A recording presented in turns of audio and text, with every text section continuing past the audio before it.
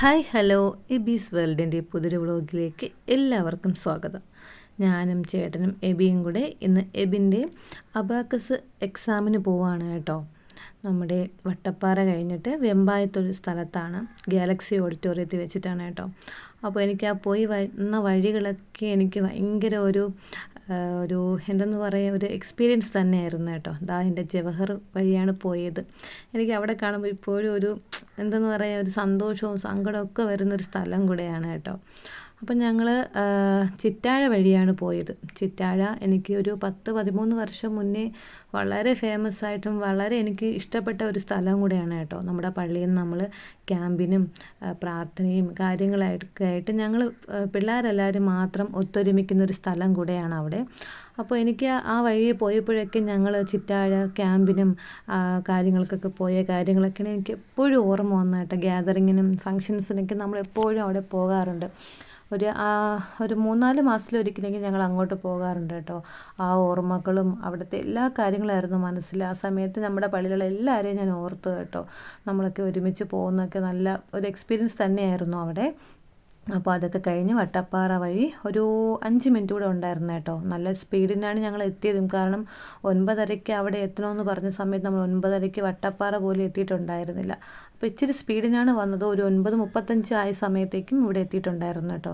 അപ്പോഴേക്കും രജിസ്ട്രേഷനൊക്കെ ആയിട്ട് പിള്ളേരെ സ്റ്റേജിലോട്ട് വിളിക്കുന്ന ഒരു സമയം എത്തിയിട്ടുണ്ടായിരുന്നു. അപ്പോൾ ഓരോ സെക്ഷനായിട്ടുള്ള പിള്ളേരെ ആദ്യം അവിടെ സ്റ്റേജിലോട്ട് വിളിക്കും. അതിനുശേഷം അവർക്ക് ഒരു എൻ്റർടൈൻമെൻ്റ് എന്ന രീതിയിൽ ഒരു പാട്ടൊക്കെ വെച്ച് കൊടുക്കും. പിന്നെ അവർ ഡാൻസൊക്കെ ചെയ്യും. പിന്നെ ലെവൽ 1 തൊട്ട് അവർ നമുക്ക് മൈൻഡ് ഗെയിമൊക്കെ അവർ ചെയ്യിപ്പിക്കും കേട്ടോ. ഇത് എബിയുടെ സെക്ഷനാണ്.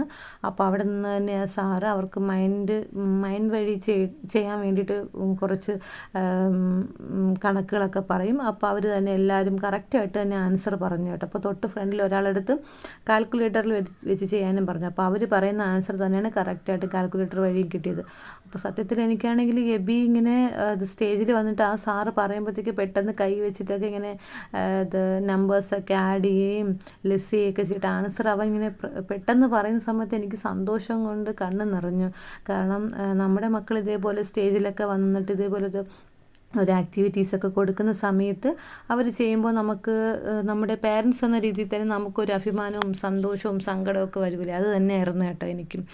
അങ്ങനെ ഒരു 1.5 മണിക്കൂർ നേരത്തെ എക്സാമാണ് അവർക്കുള്ളത്. അതൊക്കെ കഴിഞ്ഞിട്ട് അവർ ഞാൻ നേരത്തെ കാണിച്ച ആ വഴിയെ പോവുകയാണെങ്കിലും അവരിതാ ആ സ്റ്റേജിൻ്റെ ബാക്കിലത്തെ വഴി കൂടെയാണ് അകത്തോട്ട് വരുന്നത് കേട്ടോ. അപ്പോൾ അവർ എക്സാമിന് പോയ സമയത്ത് സാറ് നമുക്കതൊരു പോലീസാണ് കേട്ടോ സാറ് നമുക്ക് ഒരു ക്ലാസ് എടുത്തു തന്നു കേട്ടോ. 1 മണിക്കൂറോളം ഒരു ക്ലാസ്സൊക്കെ ഉണ്ടായിരുന്നു. പിന്നെ നമുക്ക് ഫ്രീ ആയിട്ട് പുറത്തൊക്കെ കുറച്ച് നേരം നിന്ന് കഴിഞ്ഞതിന് ശേഷമാണ് പിള്ളേർ ഓരോരോ സെക്ഷനായിട്ട് അകത്തോട്ട് വന്നു കേട്ടോ. പിന്നീട് പിള്ളേർക്ക് എല്ലാവർക്കും ഒരു എൻ്റർടൈൻമെൻറ്റ് ആവട്ടെ എന്ന് കരുതിയിട്ട് പാരൻസിനെയൊക്കെ അകത്തോട്ട് കയറ്റി ഡാൻസൊക്കെ ചെയ്യിപ്പിച്ചു. ഞാൻ പോയില്ല കേട്ടോ, എനിക്ക് കാല് വയ്യ. പിന്നെ കുറേ പേരൊന്നും പോകാതെയൊക്കെ കുറച്ച് പേരൊക്കെ അവിടെ ഇരിപ്പുണ്ടായിരുന്നു. കുറച്ച് പേരൊക്കെ അകത്തോട്ട് പോയി അവർ ഡാൻസൊക്കെ ചെയ്തു കേട്ടോ. നല്ല രസമുണ്ടായിരുന്നു. അവർക്കൊക്കെ ഒരു എൻജോയ്മെൻ്റ് ആയിരുന്നു കേട്ടോ. അതും കഴിഞ്ഞ ശേഷം ഞങ്ങൾ പിന്നെ ഫുഡ് കഴിക്കാനായിട്ട് ഇരുന്നത് കേട്ടോ. ഞങ്ങൾ 3 പേരും കൂടെ ഇലയിലാണ് ഫുഡ് കൊണ്ടുപോയത്. അങ്ങനെ ഞങ്ങൾ ഫുഡൊക്കെ കഴിച്ചു. അതിനുശേഷം പിന്നെ ഞങ്ങൾ ഹോളിലോട്ട് വന്നിരുന്നു കേട്ടോ. കുറച്ച് നേരം പുറത്തൊക്കെ നിന്നു. പിന്നെ ഹോളിലോട്ട് വന്നിരുന്നു. എബിയുടെ തൊട്ടടുത്തിരിക്കുന്ന ആൾ എബിയെ ക്ലാസ് എടുക്കുന്ന ടീച്ചറിൻ്റെ മകനാണ് കേട്ടോ. 2ാമത്തെ ആളാണ്. അങ്ങനെ അവനും ഉണ്ടായിരുന്നു. ഞങ്ങൾ കുറേ നേരം വരെ അവിടെ ഇരുന്നു. പിന്നെ പിള്ളേരുടെ കുറച്ച് പരിപാടികളുണ്ടായിരുന്നു. കാരണം വൈകുന്നേരത്തെ ഉദ്ഘാടനത്തിനൊക്കെ വരുന്നവർ കുറച്ച് ലേറ്റ് ആയതുകൊണ്ട് തന്നെ പിള്ളേരുടെ കുറച്ച് പരിപാടികളും പാരൻസിൻ്റെയൊക്കെ കുറച്ച് പരിപാടികളൊക്കെ ഉണ്ടായിരുന്നു. അതൊക്കെ കണ്ടിട്ടിരുന്നു. പിന്നീട് ഉദ്ഘാടനത്തിനും സമ്മാനദാനത്തിനൊക്കെ ആയിട്ടുള്ള ഓരോരുത്തരായിട്ട് വന്നു. അവരെ അനുമോദിച്ചു. ഇവരൊക്കെ ഈ ഒരു വാർഡിലുള്ളവരാണ് കേട്ടോ. വട്ടപ്പാറ ആ ഒരു വാർഡിലോട്ട് ഉള്ളവരാണ്. അവിടുത്തെ ടീച്ചേഴ്സും അവിടുത്തെ വാർഡ് മെമ്പറും അങ്ങനെയൊക്കെയുള്ള കുറേ പേരൊക്കെ ഉണ്ടായിരുന്നു. അങ്ങനെ പിന്നെ ഉദ്ഘാടനമൊക്കെ കഴിഞ്ഞു. പിന്നെ ഓരോ സെക്ഷനിലുള്ള പിള്ളേർക്കും 1ും 2ും 3ും കിട്ടിയ പിള്ളേരെയൊക്കെ വിളിച്ചു. അവർക്ക് സമ്മാനമൊക്കെ കൊടുത്തു കേട്ടോ. അവർക്കൊക്കെ ഭയങ്കര സങ്കടവും വിഷമമൊക്കെ ആയിരുന്നു കേട്ടോ. കാരണം ഇതൊന്നും ഇവിടെ ഓരോ സെക്ഷനിലും ഒരു 50 പിള്ളേർക്ക് അകത്തുണ്ടായിരുന്നു കേട്ടോ. ആ പിള്ളേരിൽ നിന്നാണ് ഇവർക്ക് ഇവിടെ നിന്ന് കിട്ടിയത്. നമുക്ക് ജില്ലാ തലത്തിലുള്ളതാണ്.